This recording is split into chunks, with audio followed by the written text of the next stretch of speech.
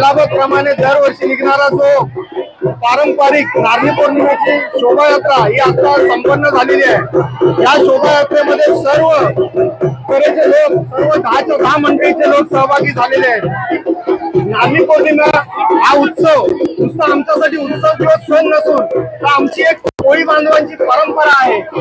ही परंपरा आम्ही पिढ्यानपिढ्या जपत आलेलो आहोत। तर आमची परंपरा अशी आहे की गेले 2 महिने समुद्रामध्ये वादळ सदृश परिस्थिती असते, वादळच असतो।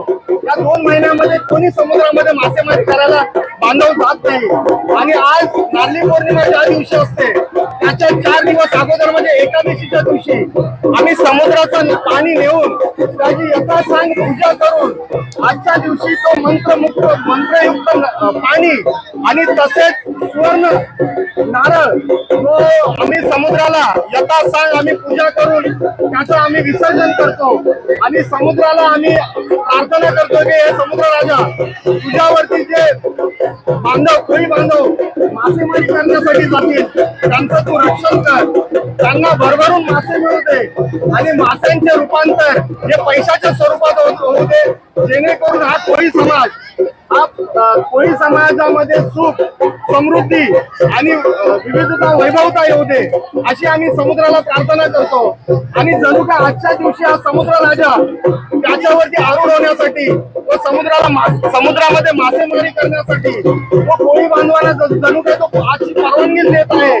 आणि आमचा समुद्र आज आमचा मायबाप आहे, समुद्राशिवाय आमचा आहे, समुद्र आमचा पालन पोषण करणार आहे।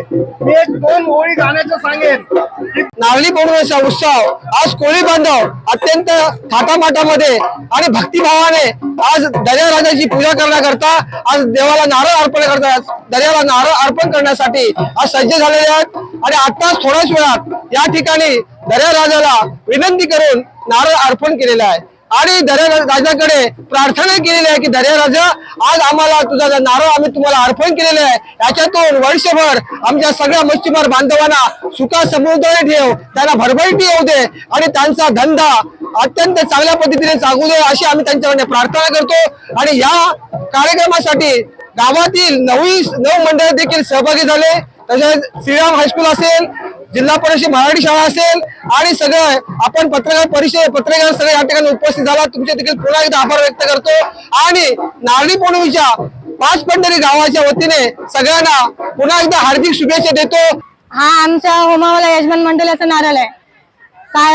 आणि हा सण आमचा श्रावण महिन्यातला नारळी पौर्णिमेचा सण दर्या शांत करण्यासाठी आम्ही करतो, कारण का दर्या जून महिन्यापासून खूप खवळलेला असतो, तो शांत कसा करायचा। तर ह्या सणाला आम्ही दर्यामध्ये नारळ अर्पण करतो दर्याला आणि दर्या शांत करण्याचा प्रयत्न करतो, नंतर दर्याची पूजा करतो त्यासाठी शांत करण्यासाठी। मग आमच्या होड्या जातात बाहेर मासेमारी करण्याला, आमचा नवरा वगैरे भाऊ सर्वच जण आमचे जातात आणि खूप मासेमारी करतात आणि मग दर्या त्यावेळी शांत असतो। आणि आता जाऊ शकत नाही, नारळाच्या अगोदर आपण जाऊ शकत नाही, त्यावेळी दर्या खूप खवळलेला असतो। ज्यावेळेस नारळ अर्पण करू त्यावेळी दर्या शांत होतो आणि आमचं पोट पण त्याच्यावरच आहे। आणि आमचा हा नारळी पौर्णिमेचा सण हा कोळीवाड्यात खूप मोठा सण म्हणून साजरा करतो।